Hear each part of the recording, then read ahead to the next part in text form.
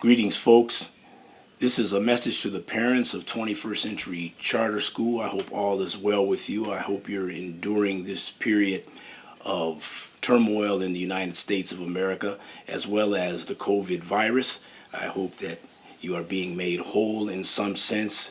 I hope that friends and family are helping you to get through this period, both with the COVID virus and the tumultuous atmosphere we find ourselves in with the unfair killing of George Floyd in Minnesota. I am a longtime board member, one of the original board members of 21st Century Charter School at Gary. I also more recently am a board member of Gary Middle College, also in Gary, both east and west installations of those schools. As I mentioned, this is a very tough period in the United States of America. We're seeing systemic racism rear its ugly head. It's something that we've lived with our entire lives, and indeed we've lived with for 400 years, if we're really counting. There has never truly been the true enfranchisement of African Americans in America from day one, from 1619 to be sure. I want to use that as the backdrop. But also closer to home, you, the parents of 21st Century Charter School students, I know that right now you're in a difficult period. You're wondering what's going on with the school. You've heard the complaints from your children. Some of you have come up to visit the school and have not been impressed. And in fact, you've been angry or upset about what you see going on with the faculty, with the facilities, as and also, and probably most importantly, with the management of the school. This is understandable. I get a lot of complaints myself because I do live in Gary, and I see people from time to time, and they recognize my face, and they know that I'm a board member, and they ask me, what is going on? What's going on in our school? There's too much change. There are too many abrupt changes in personnel. There's the curriculum is awry, and why aren't there lockers? And why are the facilities second rate? I get asked these questions all the time. But this has come to a head once again because of what's going on in our nation, but also when I get from some parents their urgent plea. They ask, what is the board doing, and does the board have any say so? Is there any agency among board members? And when they say that, that definitely gets to me because sadly, their hunch is probably correct. The board does have a lot of power, but they have not exerted that power. Unfortunately, there are factions that have been drawn, and some of the factions go toward asking the tough questions, scrutinizing the management company, taking a closer look at the student experience. That's one group of board members. Another group of board members is more, shall we say, compliant, sort of go along to get along, going out of their way to appease the management company, or perhaps not to upset the ire of the management company. That management company being Geo Foundation. So you have your factions there, and who ends up losing in fights like that? The students. And it's unfortunate, and that's why I'm speaking out. Incidentally, I'm speaking out without notes right now. I don't have a teleprompter. I've got other people looking behind the scenes to dot the I's and cross the T's and bring out some statistics and bring out some graphs and some charts, which we will be unveiling in the very near future. Right now, I'm just speaking as a citizen and as a board member and as an empathic individual in this world. Speaking, putting myself in the shoes of students and in the shoes of parents. because I too am a parent. My children are grown now, of course, but I too am a parent, and I know the pain that one feels when one feels that their child might not be in the best learning atmosphere to give them a break in this very unfair world. I understand, and I want all you parents to know I understand. In this atmosphere of disagreement, this atmosphere of contentiousness is definitely troubling for you as well as it is for us. But we aim to rectify this situation in hopefully not too long of a time period. We hope to get to the bottom of it, to lay bare some of the problems that have existed for far too many years within 21st Century Charter School, and we hope that one way or the other it will be resolved in a way that's best for the students. If I were to correctly identify the problem, it would have to be a lack of communication. Generally, it's one-way communication at most board meetings where the management company, GO, also known as the EMO, Educational Management Organization. When GO comes in, it's mainly the meetings pretty much are a dictation session. It's not a back and forth. It's not an exchange. Being a student of communication myself, I know about the feedback loop where there has to be an exchange, an interchange, a back and forth, a sharing of ideas, a scrutinizing of thought, scrutinizing of problems. And at most meetings for really the lifetime of our relationship has usually just been a one-way dictation from GO. We get called out on that a lot, believe me. Behind the scenes, we get called out. But now is the time to address this head on. It's long overdue. When we talk about systemic racism, what we're talking about is not an individual. For instance, this is what scares the population so much. They're afraid of the R word, the racism word. They're afraid of it. And really people shouldn't be, because really racism in America goes beyond bigotry. It goes beyond the Klan or skinheads or white nationalists. It goes way beyond that, because those are individuals, okay? The racist guy, the bigoted guy at work, these ladies that we're seeing on the street that are so afraid and so quick to call the police. I mean, those are individuals, but systemic racism is the real problem. And systemic meaning structural, meaning institutional racism. These are things that are much larger than individuals, because they make it so difficult for people of color, and I'm just going to say, since this is primarily a black school, 99.8% black people are the biggest victims. Victim is not the right word. Black people are the recipients of perhaps the most systemic racism in America.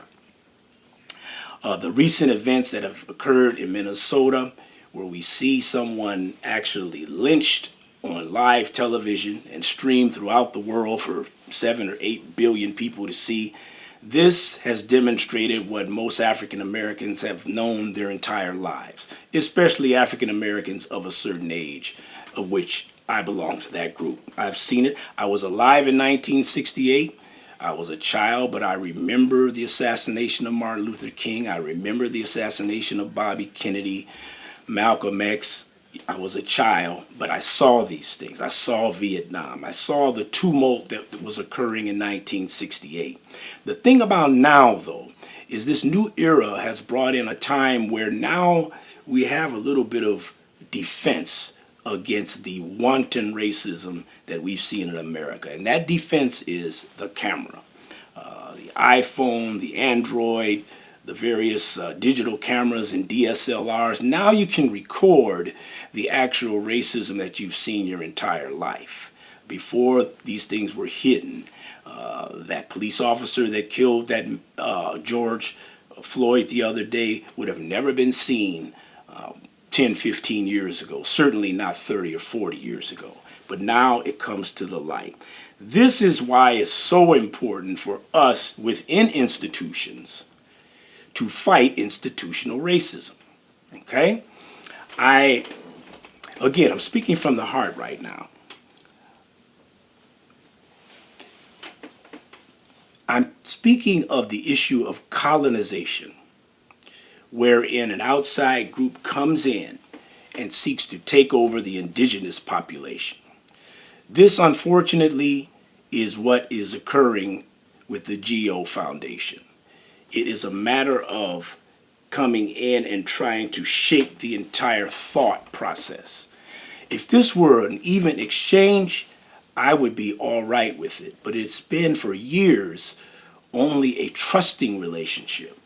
If you know, African American people are very forgiving, loving, trusting individuals. And this board of directors has been no exception. We said, okay, we trust that you know what you're doing, EMO. We trust that you have the best interests of these children at heart. We trust that you're being fiscally responsible. We trust that improvement is on its way, even though we get failing grades. We trust that. We think that you can turn it around. We believe in you. However, what we're seeing now is we can still trust, but we have to now trust but verify. This is the period we're in now, and it has caused an upheaval because before, GEO has gone unquestioned, unscrutinized. They were running amok, to be sure, and we allowed them. Now we ask some tough questions at the meetings, and all of a sudden there is chaos, for lack of a better word. It is the chaos that comes from people who are perceived to be in power, to have a stance, a position, a disposition of how dare you question me.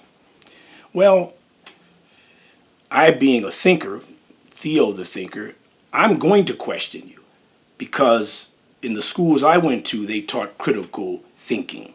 I'm a critical thinker. If you say something to me that doesn't make sense, I'm going to call you on it.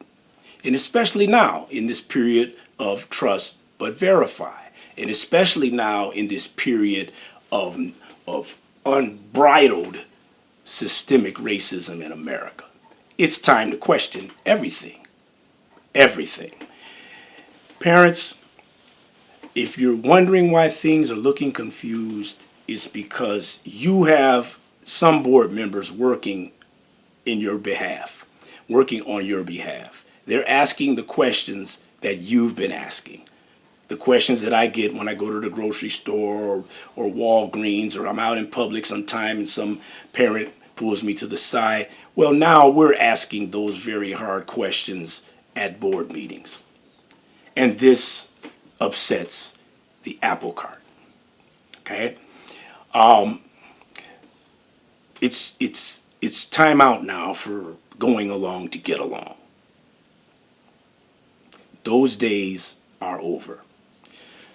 So you'll be hearing more from me in the future. We'll have a meeting of some sort just with the parents, and it might just be me, okay?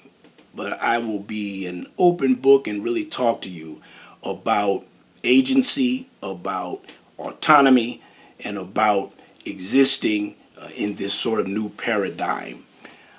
There is a time for change right now, and the time is now.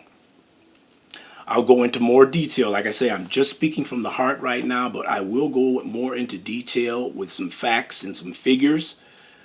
We will talk more and more about the development of the education process. We will talk more about literacy. Literacy should be 100% in our primary grades. In other words, grades kindergarten through 3. By the time they get to 3rd grade, a child should be completely literate. But in our school, we've got a failing grade in that regard. And so there's a diversion going on with GEO lauding and applauding our very effective early college system, which I'm very proud of and I voted on. But I would prefer if we had total literacy amongst our primary grade students. Because as you may or may not know, the prison system, yes, the prison industrial complex in America, bases the occupancy of their prisons on the success or failure of students by the 3rd grade. In other words, if there are a lot of 3rd graders that can't pass a basic reading exam, this is a way for the prison system to make note of that and project into the future how many prisoners they'll have, because some 85 or so percent of inmates cannot read. So to me, the more important thing is literacy. And from literacy can come a college education or a trade school, or nowadays those things aren't as important as they used to be. Things like certain modules and courses and seminars on the internet cloud and on artificial intelligence and automation and robotics. These are the types of things that kids need to know in the future. But I don't want to go too far on that tangent, but I only want to say that early learning is the absolute key for our society. Early learning. There is a statistic that I did say I wouldn't dot I's and cross T's, didn't I? There is a statistic that states that by the time a black child is a certain age, he knows X number of words. And by the time a white child reaches a certain age, that age being 4 or 5 years old, they know 5 or 10 times more words in the English language than does the black child. We're aiming to correct that, and we have to correct that. We can't correct that patting ourselves on the back about our college program and touting such false statements like GEO is wont to make, that we are beating poverty. That's the slogan, right? Let's beat poverty. No. Poverty is systemic. Literacy and education is one component, but poverty in America is a design system, and it's systemic. If we ignore that, we ignore the plight of an entire group of people, in this case, African Americans. But not to belabor the issue or hold too much more time from you parents, I just want you to know that you have some board members working on your behalf. We are looking at the issues. We've heard you. We haven't ignored. You might have think we've ignored. We haven't ignored. We're seeing it, but we're just speaking for you, and we're speaking truth to power in a nutshell, and reclaiming our power, of which we have much. We do, folks. And this is what you've seen. You've intuited that, and you've expressed that to us. You say, you're the board. Where's your power? Well, you'll begin to see that real soon. So, again, in the future, I will reach back out to you in other forms. I just wanted to let you know that we are thinking about you. You're in our prayers, you're in our thoughts, and we want you to navigate this period in a thoughtful and considerate way. We want you to have faith in the system once the system is turned around to a level that we are appreciated, and that the whole world understands that black lives do matter. They didn't matter before, but they do matter now. And we as board members, the ones that are not so compliant, we will demonstrate that your lives do matter more than anything. Once again, I'm Theodore McClendon, board member of 21st Century Charter School at Gary, wishing you peace and blessings.